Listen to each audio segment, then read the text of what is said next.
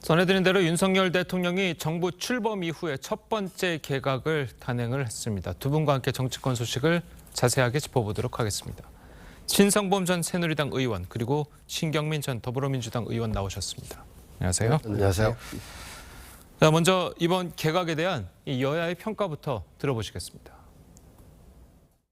국민들께 말이 아닌 성과로 보여드려야 할 집권 2년차를 맞아 정부 정책에 대한 이해를 바탕으로 개혁에 더욱 박차를 가할 수 있는 진용을 구축했다고 평가할 만합니다.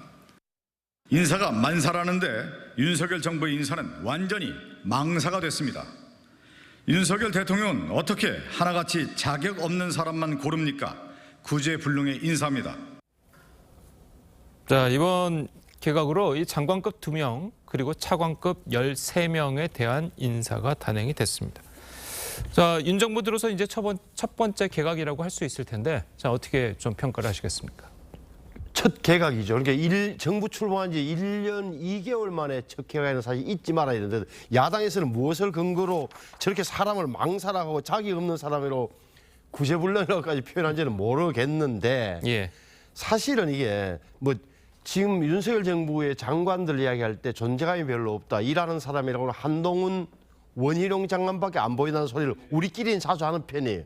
그런데 자, 이 사람을 바꾸려고 그러면은 이게 문제가 구인난이 구인난. 사람이 없는 거예요. 전부 다 청문회 때문에 가족이 반대한다, 탈탈 털려서 우리 집안에서 난리다라고 해 전부 다 거의 대부분이 고사한다는 거예요. 이런 상황에서는 현실도 인정할 수밖에 없는 거예요. 현실이 이렇다면 차관들급을 뭐 전문 관료들을 좀 전진 배치할 수밖에 없다. 예. 따라서 장관 두 자리, 그러니까 권영세 장관이 물러난 통일부 장관 자리, 또 하나는 전현희 권익위원장이 임기 만료가 돼서 물러난 그 자리를 제외하고는 두 자리를 제외하고는 장관들을 사실 이 거대 야당의 벽 때문에 쉽게 바꿀 수도 없다는 상황이 있다는 것 하나.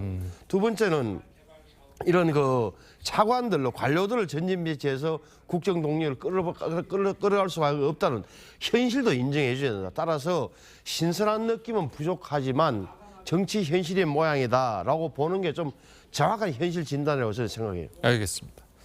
자, 아까 이제 박성준 대변인이 뭐 인사가 완전히 망사가 됐고 어떻게 이렇게 하나같이 자격 없는 사람만 고르냐, 구제불능의 인사다, 이렇게 평가를 했습니다.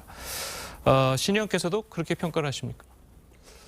좋은 점수를 주기는 좀 어렵습니다. 왜 그러냐면 지금 차관급은 뭐 조금 이따 얘기할 기회가 예. 있겠지만 장관급은 일단은 두 자리 아니에요. 통일부 장관하고 지금 권익위원장.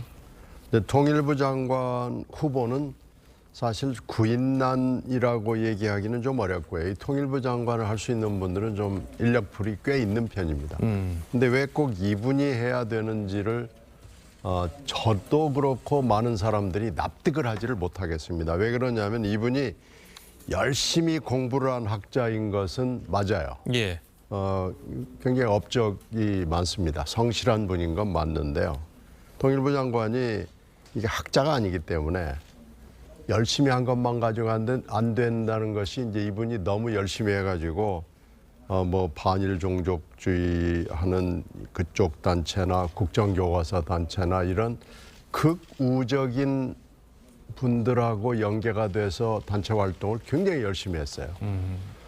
그리고 북한에 대해서도 거의 뭐 때려잡자 수준입니다. 예. 그러면은 과연 이분이 적합한 것인가, 이런 정도의 경력이나 캐파를 가진 분들은 찾을 수 있을 거예요.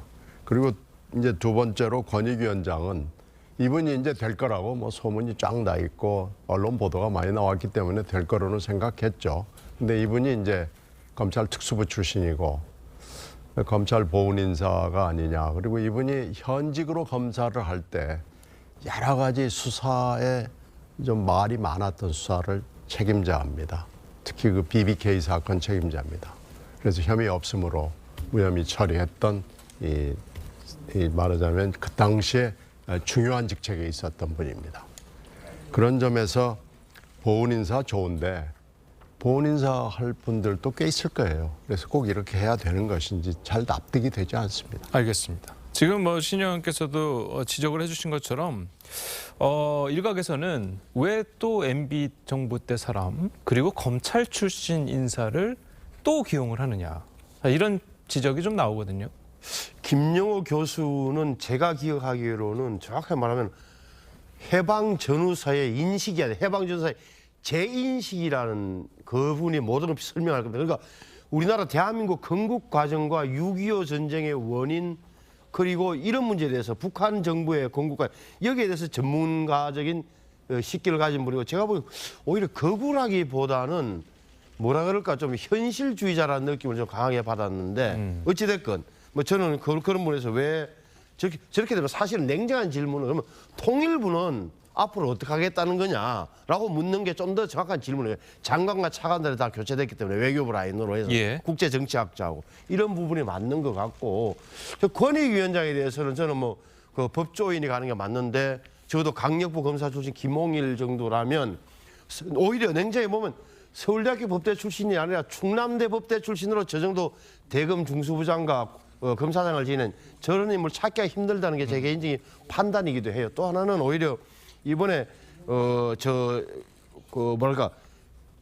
체육부 차관된 우리 역도 장미란 예. 교수 같은 경우는 정말 제가 보기에는 오히려 제대로 체육행정고로서 변모를 바꿀 수 있는 변모할 수 있는 그런 기회 아닌가. 왜냐하면 지난번에 또 문재인 정부 시절은 최윤희 씨를 차관으로 했다가 거의 어떻게 보면 뭐라 그럴까 이게 업적이 별로 없던 상태인데 장미란 교수만큼은 그걸 좀 딛고 일어서는 체육행정가로서의 변화를 보여주는 그런데 기대할 만하지 않냐는 생각이 좀 하고 있습니다. 알겠습니다.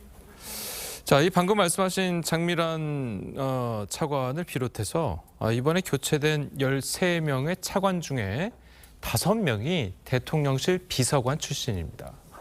자, 윤 대통령은 이들에게 특별한 당부를 했다고 하는데요. 김은혜 홍보수석의 이야기 들어보시겠습니다. 부패한 이권 카르텔은 늘 겉은 그럴듯하게 포장돼 있다.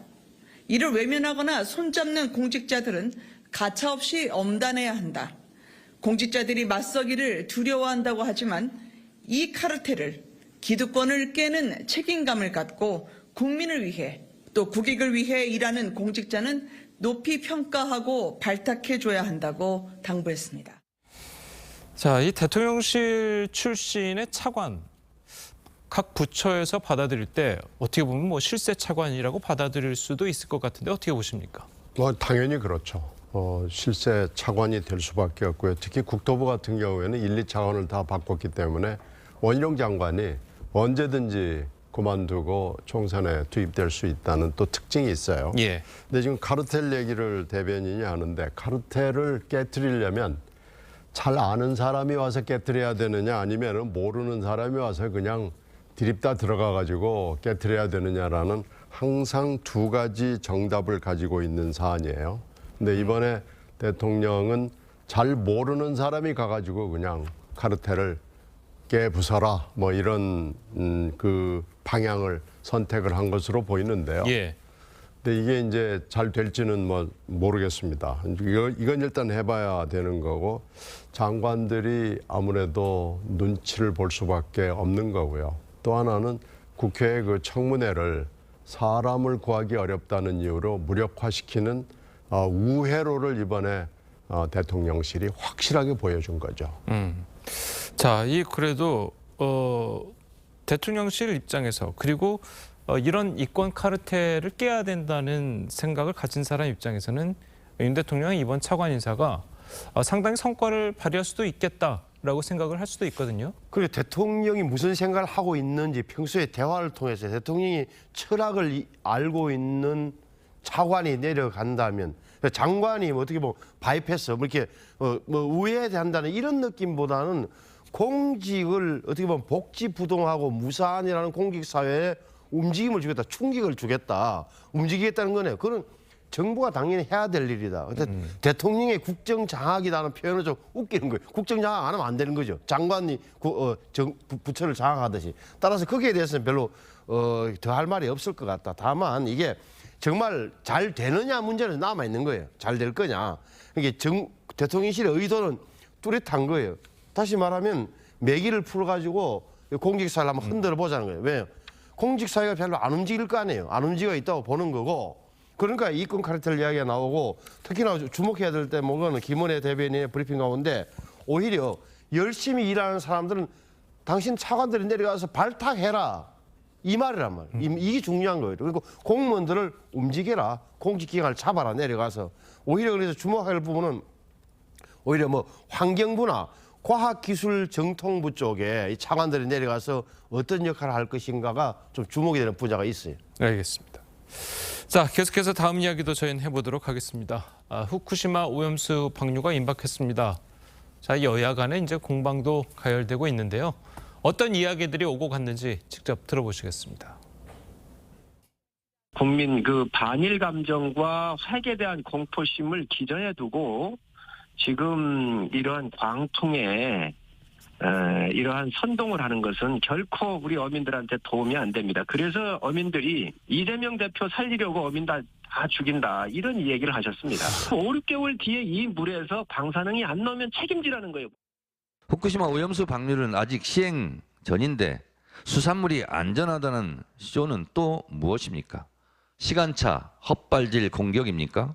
국민의힘 후쿠시마 핵 오염수 방류 전에 횟집 돌며 안전하다고 먹방쇼를 하고 있는데 아직 방류 전입니다. 시계가 고장났습니까? 아니면 뇌가 고장났습니까? 예. 자, 뇌가 고장났냐고까지 이제 이야기를 하셨는데 아니 왜 저도 궁금해요. 그 왜 방류를 하기 전인데 이 횟집 가서 수산물을 드시는 이유는 어디 있다고 보십니까? 현실적인 지금 피해가 일어나고 있잖아요. 그러니까 소금을 사재기 한다, 천일염을 사재기 한다. 그다음에 어민들과 수산물 업자들 피해를 보고 있으니까 왜? 아니 벌써 불안해지잖아요. 아니 야당이 전부 다 다니면서 이러고 난리 난다고 자꾸 부채질을 하니까 얼마나 불안해요. 또 하나는 정청래의 말은 그럴듯하게 들리지만 보십시오. 12년 전에 오염수가 아니라 핵 폐기물이 저때 방류가 엄청 된 거예요. 12년 전에 2011년 사고 났을 때 처음에 도쿄전력에서 바닷물을 끌어다가 얼마나 쏟아부었어요. 그 이미 다 나온 거예요. 그러니까 지금은 방류도 안 했는데 왜 안전하니까 뭐 안전한데 왜 먹냐? 지금도 안전하지 않은 거예요. 야당의 주장대로라면 12년 전에 많이 나왔잖아요. 더 강한 그 폐기수가 폐기물이.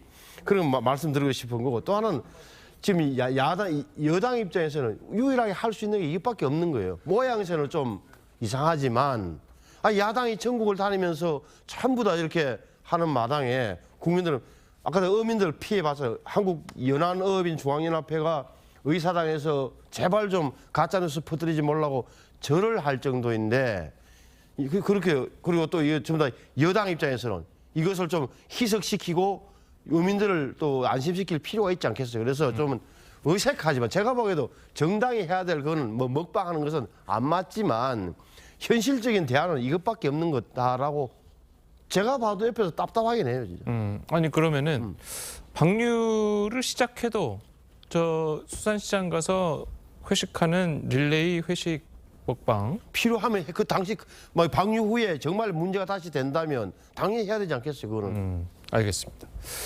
자, 어쨌든 뭐 그 민주당으로서는 또 그 주말에 이 대규모 집회를 한다고 그래요. 뭐 당원들, 뭐 당직자, 의원들은 물론이고 총동원령을 이제 내렸다고 하는데 물론 뭐 신 의원께서도 이제 뭐 총동원령에 이제 오라고 초청이라고 해야 될까요? 아니면 뭐 동원령을 받았다고 해야 될까요? 자, 그러셨을 텐데 자, 이렇게 전체적으로 전당적으로 나서는 이유는 어디 있습니까? 지금 국민 입장에서는 뭐 여야가 다 마음에 들지 않을 거예요. 한쪽에서는 물 마실래라는 것, 또 한쪽에는 회 먹방 뭐 이렇게 해가지고 마루타적 접근을 하는 건데요. 예. 지금 뭐 여야가 일본하고 싸워야 되는데 지금 여야가 이렇게 싸우는 모습이 좋지 않죠. 네, 야당도 지금 할 수 있는 일이 사실은 이거밖에 없는 거고요. 지금 그 어민들 내지는 수산업에 관계되는 분들도 사실은 양분돼 있습니다. 아까 화면에 나오는 분들도 그 양분된 그 파 중에 하나예요. 그러니까 지금 전 나라가 우리나라가 지금 다 짜겨져 있는데 이것을 지금 여당도 이상하고 야당도 이상하고 지금 그런 상황이에요. 그러니까 정말로 과학적 접근을 주장을 하면은 과학적 접근을 하고 국제적 정치적으로 필요하면 국제적 접근을 같이 이렇게 해야 되는데 여야가 다 지금 약간 국민들 눈에 미진합니다.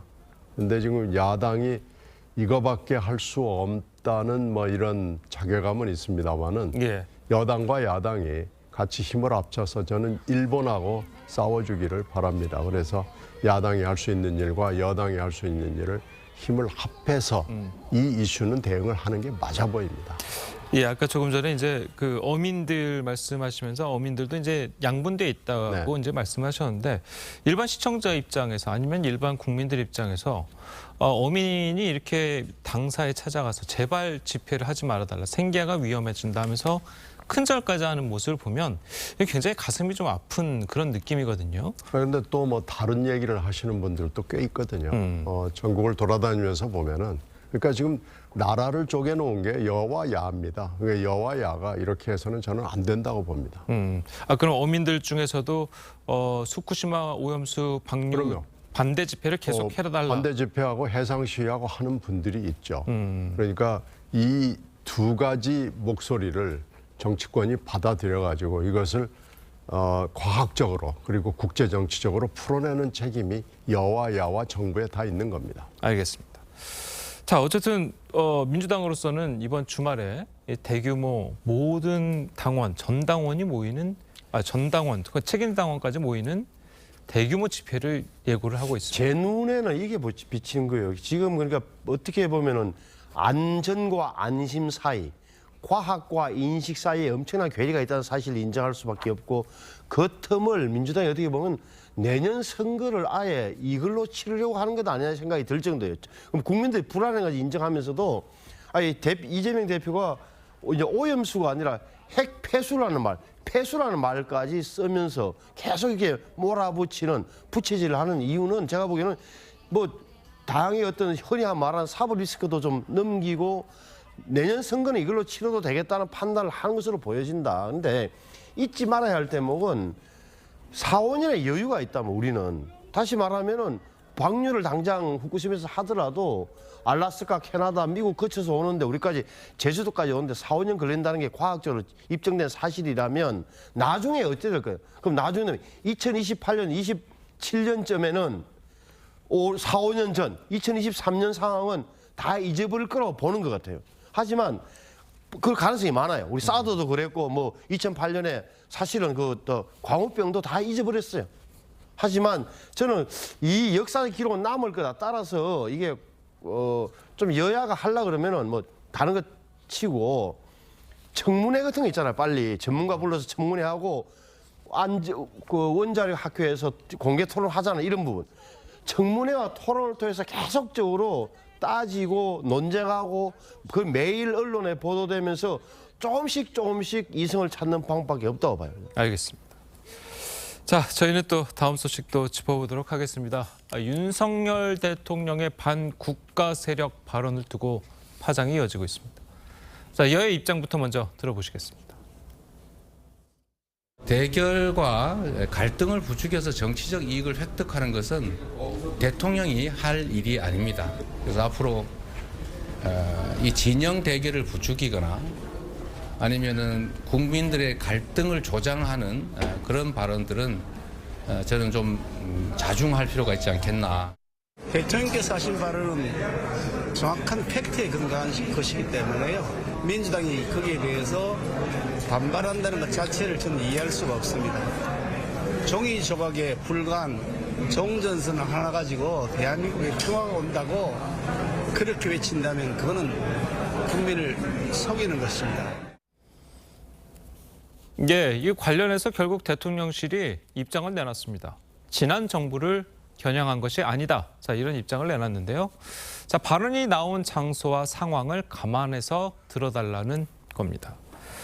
자, 뭐 민주당에서는 이게 본인들 아니면 이제 지난 정부에 대해서 이제 얘기를 한 것이라고 해서 굉장히 크게 반발했는데 대통령실이 뭐 지난 정부 얘기한 게 아니라고 이야기를 했으니까 이번 사항은 뭐 그럼 끝나는 겁니까? 어떻게 되는 겁니까? 저도 처음에 듣고는 야 저걸 설마 문재인 대통령과 민주당을 저렇게 반국가 세력으로 표현했겠냐 생각이 먼저 들었어요. 왜냐하면 무슨 윤석열 대통령이 거기에서 뭐 검찰총장을 지냈다는 수준이 아니라 말 발언 가운데 보면은 북한에 대한 유엔 안보리 제재를 풀어달라고 읍소했다. 그다음에 종전선언을 노래 불렀다.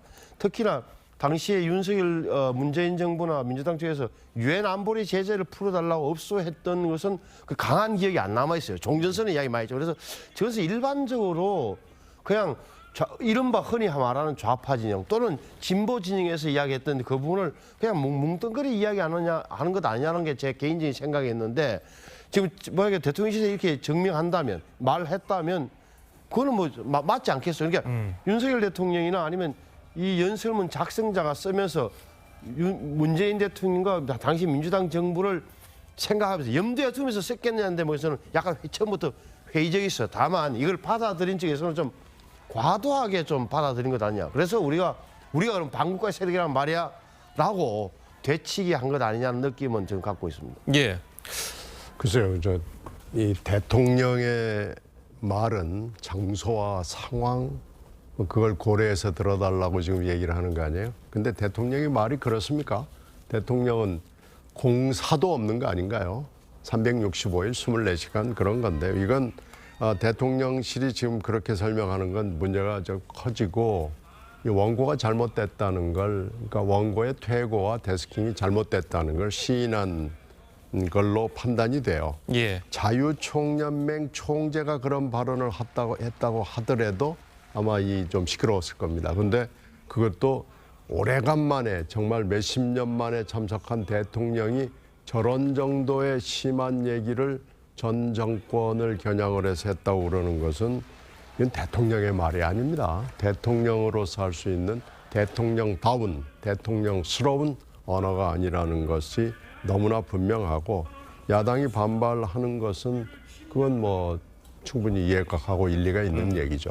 이건 대통령이 적절하게 이 대목에 대해서 적정하게 지금 이런 정도의 얘기가 아니고 장소와 상황을 고려해야 된다는 얘기가 아니고 이건 분명하게 뭐라 그럴까요? 사과를 하든지 아니면은 뭐 뚜렷한 조치를 취해 줘야 될 만큼 상당히 엄중한 얘기고 만약에 대통령의 말을 문명 그대로 들여다 드리면 이 정도면은요 전면 수사해야 됩니다. 수사를 하지 않은 것이 지금 잘못이라는 투로 얘기를 한 거기 때문에 대통령이 이 정도 얘기했으면은 관련자들 다 불러다가 조사하는 것이 맞죠. 근데 지금 그게 아니라면 사과해야 됩니다. 자, 그럼 대통령이 지난 정부를 지칭한 게 아니라고 이야기를 했는데도 더 그 이상의 뭔가가 해명이 필요하다 이런 입장이신 건가요? 아니, 이게 장소와 상황을 고려해서 들어달라고 그러는 것은 이게 무슨 말인지를 모르겠어요. 근데 대통령이 아니 사적인 것도 없다고 하는 판인데 장소와 상황? 그러면 앞으로도 장소와 상황이 이러면은 이런 정도의 극단적인 얘기를 할 겁니까? 이건 분명히 잘못된 해명이고요. 이건 납득할 수 없는 해명이에요. 이건 적절한 설명이 될 수가 없습니다. 알겠습니다. 자, 어떻습니까? 그 신의원 보시기에도 대통령의 추가 해명이 필요하다고 보십니까? 글쎄 저는 반국가 세력이란 표현이 문재인 대통령 전 대통령과 민주당을 야당을 겨냥한 게 아니라고 해명을 했는데 아니야 당신이 말하는 걸로 봐서는 우리를 지칭하는 게 맞아라고 계속 주장할 수 있는 근거가 있나. 그리고 그것만 빼내 그게 아니라면 크게 틀린 말은 아니잖아요. 다시 말하면 유엔 안보리 제재 결의안을 풀어달라는 게 문제였잖아요. 왜? 유엔 안보리 제재를 풀어달라는 건 결국은 북한에 돈이 들어갈 수 있도록 해달라는 거고 돈이 들어가는 순간 미사일과 핵으로 돌아온다는 무기로 돌아온다는 풀어준 게 이런 대목이 있었던 거고 아시는 대로 종전선언은 문재인 전 대통령이 그렇게 강조했지만 왜 안 돼서 나중에 결국 안 됐던 이유가 그럼 남는 핵 문제는 어떻게 하자는 거야.